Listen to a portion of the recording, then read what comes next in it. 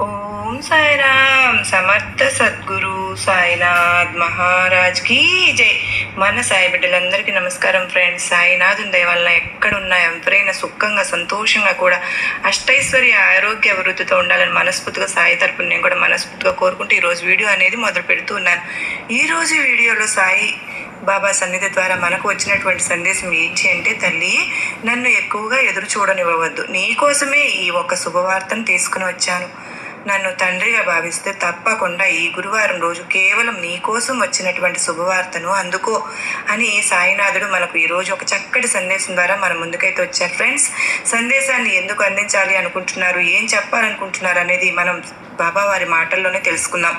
Video మొదలు పెట్టే ముందు ప్రతి ఒక్కరికి ఒక చిన్న రిక్వెస్ట్ అండి. ఈ సందేశం కనుక మీ అందరికీ మనస్ఫూర్తిగా నచ్చినట్లయితే తప్పకుండా చూసి వెళ్ళే వాళ్ళందరూ మన వీడియోకి ఒక చిన్న లైక్ అయితే ఇవ్వండి. అలాగే కొత్తగా మన ఛానల్ని ఎవరైతే చూస్తూ ఉన్నారో కనుక తప్పకుండా ఛానల్ సబ్స్క్రైబ్ చేసుకుని వీడియో నచ్చినట్లయితే లైక్ చేయడం మాత్రం మర్చిపోవద్దండి. ఇప్పుడు సాయినాథుని సందేశాన్ని విందామా? మరి కేవలం నీకోసం మాత్రమే ఈ సందేశంతో వచ్చాను. ఒక 2 నిమిషాలు కేటాయించి నా సందేశంలో ఉన్నటువంటి మాటలను నువ్వు వింటావని అనుకుంటున్నాను. అయితే నన్ను ఎప్పుడు కూడా ఎదురు చూడనివ్వవద్దు. ఎదురు చూసి అంటే నీకోసం ఈ సందేశాన్ని చెప్పాలని ఎంతో ఎదురు చూస్తూ ఉన్నాను. ఇక నన్ను ఎదురు చూడనివ్వవద్దు. తప్పకుండా నీకోసమే వచ్చినటువంటి ఈ సందేశాన్ని పూర్తిగా ఆలకించు. ఎప్పుడూ కూడా అంటే నీ మనసుకు ఎంతో ప్రశాంతత అలాగే ఆనందం కూడా చేకూరుతుంది. మరి ఈ సందేశం ఏమిటి అంటే, మరి ఈ శుభవార్తను అలాగే పట్టరానంత ఆనందాన్ని నేను చెప్పే మాటలను తూచా తప్పకుండా విని పాటిస్తావని అనుకుంటూ ఉన్నాను. ఆలస్యం చేయకుండా ఈ సాయి మాటలను ఇప్పుడు ఈ క్షణమే వినమ్మా. ఒక చిన్న ప్రమాదం పొంచి ఉంది కనుకనే చేదు సమయం తరమబోతోంది. తక్షణమే కాదనకుండా ఇప్పుడే ఈ క్షణమే ఈ సాయి మాటలను జాగ్రత్తగా పాటించు. ఈరోజు ఎలాగైనా కానీ నీతో మాట్లాడాలని నీ గుమ్మం ముందు వేచి ఉన్నాను. వెంటనే విను. నీకు మాత్రమే వచ్చినటువంటి అదృష్టంగా భావించు.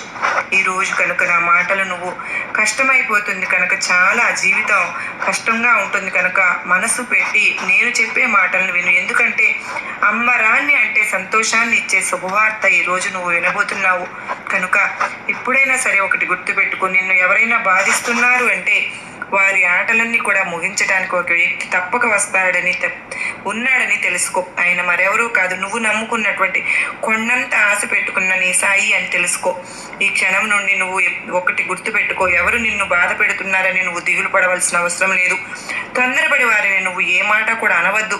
ఎందుకంటే రాబోయేటటువంటి రోజుల్లో నీకు అన్ని అనుకూలమైనటువంటి రోజులే రాబోతున్నాయి కనుక నువ్వు దిగులు పడింది చాలు. ఇక మంచి అభయాన్ని నేను నీకు ఇవ్వబోతున్నాను. ఈ సందేశంలో ఉన్నటువంటి మాటలను జాగ్రత్తగా విని తప్పకుండా నీ జీవితంలో జరగబోయేటటువంటిది ఏమిటో తెలుసుకోను. నీ గుమ్మం ముందు నేను ఎప్పుడు కూడా కాపు కాసి ఉంటాను. ఎందుకంటే దుష్టశక్తులు నీ ఇంట్లోకి రానివ్వకుండా చూసేందుకు నేను ఎప్పుడు కూడా కాపు కాచుకుని ఉంటానని నీకు తెలుసు కదా. నువ్వు నమ్మినటువంటి నన్ను నమ్మిన నిన్ను ప్రతి ఒక్క భక్తుని కూడా కాపాడడం నా బాధ్యత కనుక నేను ఎప్పుడు కూడా నీ గుమ్మం ముందు కాపు కాసుకుని ఉంటానని చెప్పి మరచిపోవద్దు. ఈరోజు ఈ శుభవార్త నువ్వు విన్నావు అంటే ఎగిరి గంతులు వేయడం తథ్యం. ఎందుకంటే ఊహించినటువంటి నీ జీవితంలో ఎన్నో రోజులు కళ్ళు కాయలు కాసే విధంగా ఒక అవకాశం కోసం, ఒక ఉద్యోగం కోసం, లేదా నీ వ్యాపారంలో పెట్టుబడి కోసం, అంటే పెట్టుబడి పెట్టడానికి తగినంత ధనం కావాలని, ఇలా ప్రారంభించాలని ఎన్నో ఆటంకాలను ఎదుర్కొంటూ ఉండవచ్చు. అయితే వాటి వల్ల దేనికోసమైతే కొన్ని నెలల తరబడి నువ్వు ఏ శుభవార్త కోసమైతే కళ్ళు కాయలు కాసేలా ఎదురు చూస్తూ ఉన్నావో ఆ శుభవార్తను ఈరోజు నీకు అందించబోతున్నాను. బ్రహ్మాండాన్ని సైతము కొట్టి ఈరోజు నీకోసం వస్తున్నాను గొప్ప శుభవార్తతో. నన్ను కాదు అనకుండా నీ ఇంటి గుమ్మంలో ఉన్నటువంటి నన్ను లోపలకు ఆహ్వానించు. బాబా, నువ్వు వస్తే స్వయంగా నేను కాదంటానా అని నువ్వు అనవచ్చు, కానీ నేను మాత్రం ఏ రూపంలో నీ వద్దకు వస్తానో చెప్పలేను. అంటే ఒక కాకి రూపంలో రావచ్చు, ఒక కుక్క రూపంలో రావచ్చు, ఎవరైనా సరే కానీ నీకు తెలిసినటువంటి నీ బంధుమిత్రులు, శ్రేయోభిలాషులు, వాళ్ళ ద్వారా అయినా నేను రావచ్చు. ఏదో ఒక రూపంగా నేను తారసపడతాను. ఈ శుభవార్తను నువ్వు వినాలనుకుంటున్నావు, దాని ద్వారా నీకు పరిచయం అవుతాను, లేదా అందులో నీకు మంచి మార్పు వస్తుందని తెలియపరుస్తాను. కొన్ని క్షణాల్లోనే నీ పెదవులపై చిరునవ్వులు వెళ్ళి విరిగిపోతున్నాయి. చూడమ్మా, అంతు పట్టనటువంటి ఆనందాన్ని నా బాబా ఇచ్చాడు అని ఇప్పుడే ఈ క్షణమే నువ్వు ఎంతగానో మురిసిపోతావు గనుక రహస్యంగా నువ్వు ఏ విషయాల గురించి ఎవరికి చెప్పుకోవద్దు. అంటే నీకు సంబంధించినటువంటి విషయాలు ఉంటాయి కదా, వాటిని ఎవరితో కూడా పంచుకోనే వద్దు. నీకు నువ్వే చెప్పుకో. నీకు లాభదాయకంగా ఉండేటటువంటి విషయాల గురించి ఎవరితో చెప్పవద్దని చెప్తున్నాను. కనుక నువ్వు ఎదురు చూస్తున్నటువంటి ఆ శుభవార్త నీ గుమ్మం ముందుకు రాబోతుంటే దానిని మించినటువంటి సంతోషం నీకు ఏం కావాలి చెప్పు. కనుకనే చివరిగా ఈ రోజు నేను చెప్పే మాటలను వింటున్నావు అంటే నాకు కూడా సంతోషమే. నీ గుమ్మం ముందే వేచి ఉంటాను కనుక మిఠాయిని సిద్ధంగా ఉంచుతావు కదూ. నీ ఈ అవకాశాన్ని ఎప్పుడు కూడా విడిచిపెట్టుకోవద్దు. దిగులుగా ఉండవద్దు. నువ్వు అలా దిగులుగా ఉంటే నేను అసలు చూడకుండా ఉంటే అసలు చూడలేనమ్మా. కొన్ని క్షణాల్లో ఆ శుభవార్తని చెవిన పడి వెంటనే నువ్వు ఎంతో సంతోషంతో ఉంటావు. నీ గురువును, నీ సాయిని ఈ క్షణం నుంచి ఇంకా ఎక్కువగా నమ్ముకుంటావు.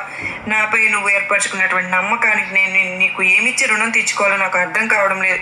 అయినా సరే నేను నీకు సహాయపడబోతున్నాను అనేటటువంటి ఆనందం నాకు చాలు. శుభాకాంక్షలు. ముందుగా ఈ శుభవార్తను వింటున్నామంటే ఈ అదృష్టాన్ని నువ్వు జార విడుచుకోకుండా ఈ రోజు నా మాటలు వింటున్నావు అంటే అది కేవలం ఈ సాయి అనుగ్రహం నీ పైన ఉండడమే. ఇన్ని రోజులు దాచి ఉంచాను. ఇప్పుడే ఈ క్షణమే ఆ శుభవార్త విన్న తర్వాత నీ మనసు సంతోషంగా ఉంటుంది. రాసి పెట్టుకో ఈ సందేశాన్ని, అలాగే ఈ శుభవార్తను. నువ్వు తప్పకుండా పూర్తయ్యేలోపు ఆ కోరిక తప్పకుండా నెరవేరుతుందో లేదో అనేది ఒకసారి నువ్వే అర్థం చేసుకో. అసలు ఈ శుభవార్త షిరిడి నుంచి వచ్చిందనుకో, నీ జీవితంలో మలుపు రానటువంటి ముఖ్యమైనటువంటి రోజుగా మారబోతుందని తెలుసుకో. నీ కోరికను నెరవేర్చడమే నా బాధ్యతగా నేను భావిస్తున్నాను. నువ్వు అనుకుంటున్నటువంటి పరిస్థితికి నేను ఎప్పుడు ఇస్తున్నటువంటి కానుకను నువ్వు తీసుకుంటున్నావు అంటే అంతకన్నా సంతోషాన్ని నువ్వు పొందినట్లే, పట్టరానంత ఆనందాన్ని నువ్వు పొందినట్లే. నీకోసం నేను ఈ శుభవార్త నీ గుమ్మం ముందుకు తీసుకుని వచ్చాను. నా గురుబలం అంతా కూడా నీకు ధారపోస్తున్నాను. చూసి చూడగానే వెంటనే ఈరోజు ఈ సాయిని అంటే నీ మనసు నిండా నింపుకుని సాయి రూపాన్ని, ఆ శుభవార్తను విన్న వెంటనే నా ఆలయానికి పరుగున వస్తావు తల్లి. తప్పకుండా నాకు ధన్యవాదాలు కూడా తెలుపుకుంటావమ్మా. నీ కష్టానికి ఇదే ఆఖరి రాత్రి కాబోతోంది. నీతో ఒక రహస్యం చెప్పాలని ఎన్నో సంవత్సరాల నుంచి ఎదురు చూస్తూ ఉన్నాను. ఆ రహస్యం ఏమిటి బాబా అని నువ్వు అనుకుంటున్నావు కదా. ప్రశాంతంగా నీ మనసును నిర్మలంగా ఉంచుకుని నేను చెప్పే ఈ సందేశాన్ని పూర్తిగా ఆలకించు. అసలు ఎందుకోసం ఈ సందేశం వచ్చిందో, ఎందుకోసం ఈ సందేశాన్ని నాకు ఈ విధంగా ఒక సూచనలాగా తెలియజేయబోతున్నాను అనే విషయం గురించి నువ్వు తెలుసుకో. చూడమ్మా, నాకు నా బిడ్డల కళ్ళల్లో నీరు తెలియదా, వారి మనసులో ఉన్నటువంటి బాధ కూడా తెలుసు తల్లి. కనుకనే వెంటే ఉండి వారిని నేను రక్షించుకుంటూ ఉంటున్నాను. మరి ఇదే కదా ఈ సాయి చేసేటటువంటి పని. నీ వేదనలు చూపేటటువంటి ఈ సాయికి 1000 హారతులు పట్టావు కదమ్మా. ఇప్పటికే ప్రతి క్షణం కూడా నీ కలలో ఉన్నటువంటి కన్నీటితో అభిషేకం చేశావు. నీ కోరికలను తీర్చేటటువంటి నీ సాయికి 1,000,000 హారతులు పట్టావు. చూడమ్మా, నీకు నేను ఏమిచ్చి రుణం తీర్చుకోగలను చెప్పు. ప్రతి క్షణం ప్రతిరోజు నా నామస్మరణ తప్ప మరేమీ కూడా ధ్యాస లేకుండా ఎంతో ఆనందంగా ఉన్నటువంటి నీకు ఈ విధమైనటువంటి కొన్ని సమస్యలు, బాధలు, చింతలు ఎదురవ్వడం వలన అసలు ప్రతి క్షణం కూడా అంటే నువ్వు కన్నీటి పర్యంతంగా నా పాదాలను ఆశ్రయించి ఏం జరుగుతుంది బాబా, అసలు ఇంకా ముందుకు ఇంతకంటే ఇంకా ఎక్కువగా ఏదైనా భయానికి గురయ్యేటటువంటి సంఘటనలు జరుగుతాయా, చూడవలసినటువంటి పరిస్థితులు ఏమైనా ఎదురవుతాయా అని ఇలా ప్రతిరోజు కూడా నన్ను అడుగుతూ వస్తున్నావు. చూడు తల్లి, నీకు సంబంధించినటువంటి విషయాలు కానీ లేదంటే నీ కుటుంబానికి సంబంధించినటువంటి విషయాలు కానీ ఏదైనా సరే కానీ ఒక సమస్య వచ్చినప్పుడు ఆ సమస్య నుంచి నువ్వు దూరంగా పారిపోనే వద్దు. ఎందుకో తెలుసా, ఆ సమస్య నువ్వు పారిపోవడం చూసి ఎగతాళి చేస్తుంది, ఇంకా నవ్వుకుంటుంది, నిన్ను ఏదో ఒక రూపంగా ఇంకాస్త బాధపెట్టాలని చూస్తుంది. కనుక ఆ సమస్యను నువ్వు ఎదురు తిరిగి నిలబడాలి. నాకు నా సాయి ఉన్నాడు, చూసుకుంటాడని ఏది జరిగినా కూడా అంతా బాబా చూసుకుంటానని ఒక్క మాట ఆ సమస్యకు నువ్వు తెలియచెప్పు. తప్పకుండా అది నీ నుండి దూరం అయిపోయి మాయమైపోతుంది, పరారైపోతుంది.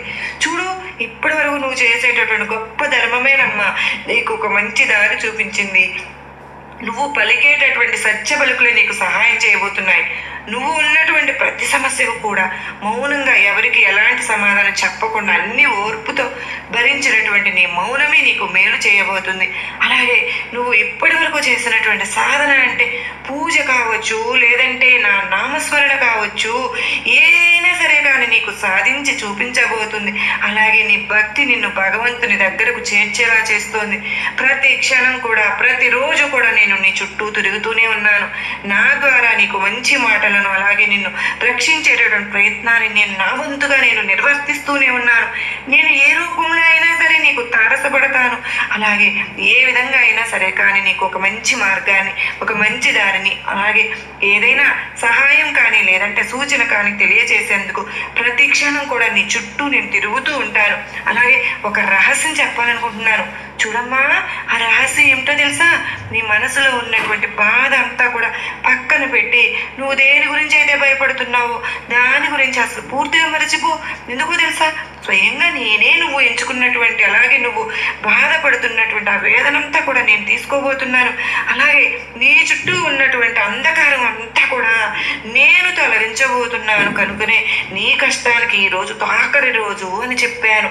నేను ఉన్నన్ని రోజులు, ఈ భూమిపై ఉన్నన్ని రోజులు కూడా చమత్కారాన్ని అంటే శరీరంతో ఉన్నప్పుడు చేసి, అలాగే నా ద్వారా ఎంతో మందిని జరబోయే విషయాలు తెలియజేసి, అలాగే రాబోయేటటువంటి ఆపదలను వారికి ముందుగా తెలియపరిచి వారిని చాలా జాగ్రత్తగా నేను కాపాడుకుంటూ వచ్చాను.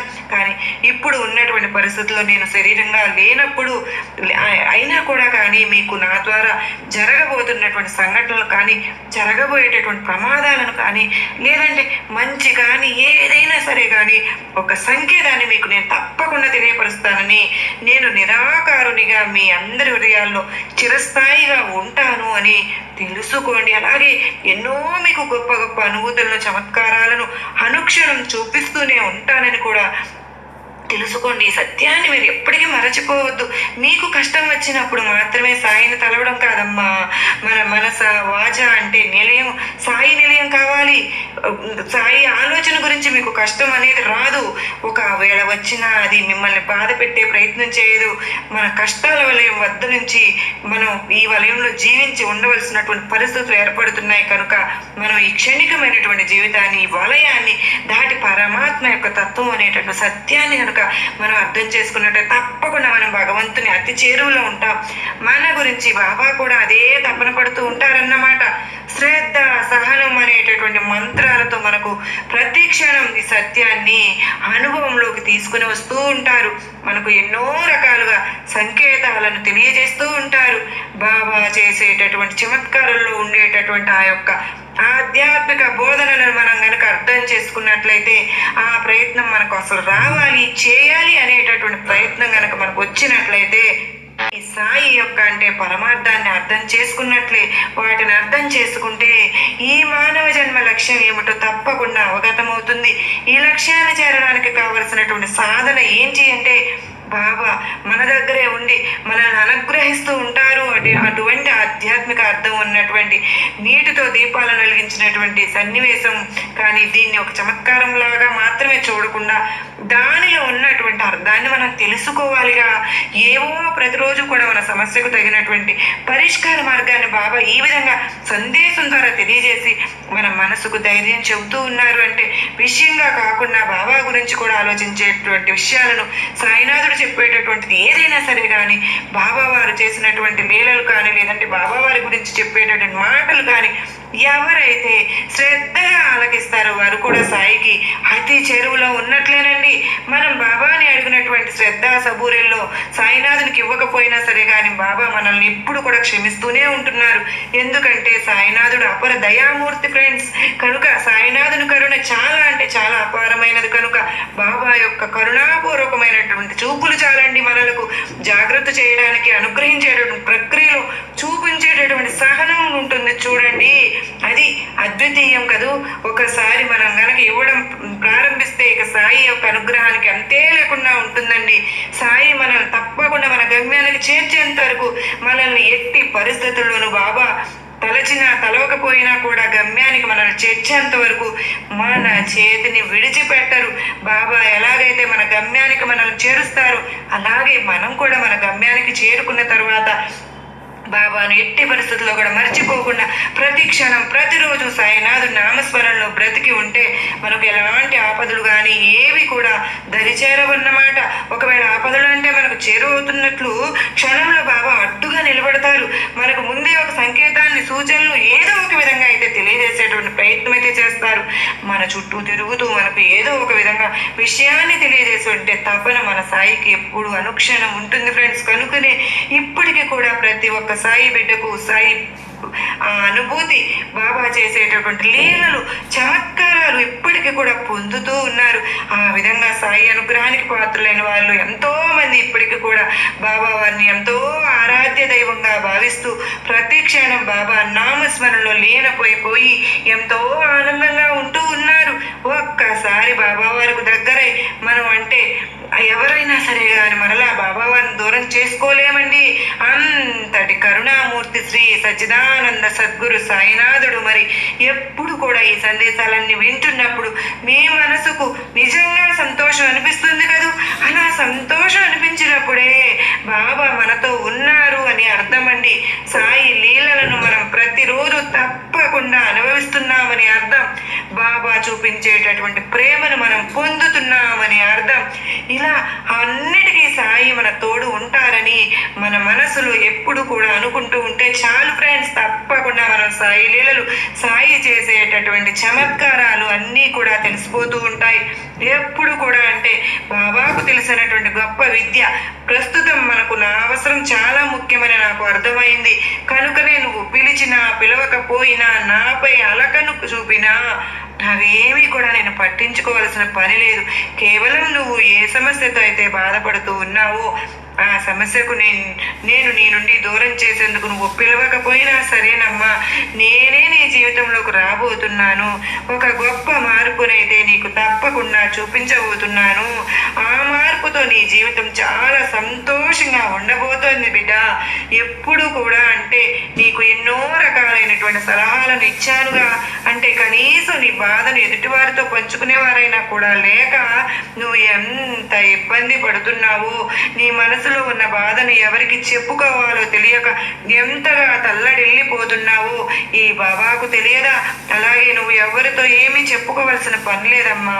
అలాగే నీ కష్టం గురించి మరెవరి దగ్గర చెయ్యి చేసి నీ కష్టానికి తగినట్టు సహాయాన్ని కూడా నువ్వు అందించాల్సిన పని లేదు. మరి ఏమిటి బాబా నువ్వు చెప్పాల్సింది? నువ్వు నాకు సహాయం అందించవు, పోనీ నేను ఎవరినైనా సహాయం అడుగుతానంటే ఈ విధంగానైనా వారి ద్వారా నాకు సహాయాన్ని అందివ్వకపోతే మరి నేను నా జీవితాన్ని ఇప్పుడు ఉన్నటువంటి సమస్య నుండి ఎలా బాబా బయటపడాలని నువ్వు నన్ను అడగవచ్చు. చూడమ్మా, నీకంటూ ఆత్మస్థైర్యం ఎక్కువగా ఉంది.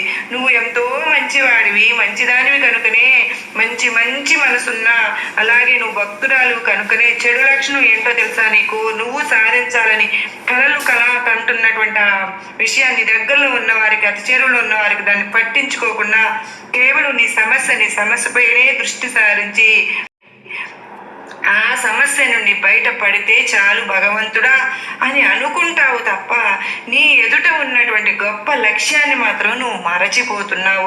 అసలు నువ్వు చెయ్యాలనుకున్న ఒక మంచి పనిని ప్రారంభించావుగా, ఆ పని అంత దృష్టిని సారించకుండా పూర్తిగా దాన్ని మరచిపోయావు కదా. దాని గురించి నీకు ఎంత లాభం ఉంటుందో ముందు రోజుల్లో నీకు తెలుస్తుంది. దేనినైతే వద్దు అని అనుకున్నావు దాని నుండి నీకు లాభాలు రావడం మొదలవుతాయి. అప్పుడు నీకు అర్థమవుతుంది నేను దేని గురించి పట్టించుకోలేదు, దేనిలో అయితే నీకు లాభం రాలేదని దాన్ని పక్కన పెట్టేశావు, అందులో ఇంత మంచి లాభం రాబోతుందా, నాకు అదృష్టం కలిసి వస్తుందా అని నీకే అర్థమవుతుంది తల్లి. అది వస్తువా మనిషా? ఎవరితో ఎప్పుడు ఏ అవసరం వస్తుందో మనం చెప్పలేం కదా. కనుక ప్రతి ఒక్కటి కూడా మన జీవితానికి ముఖ్యంగానే భావించాలి.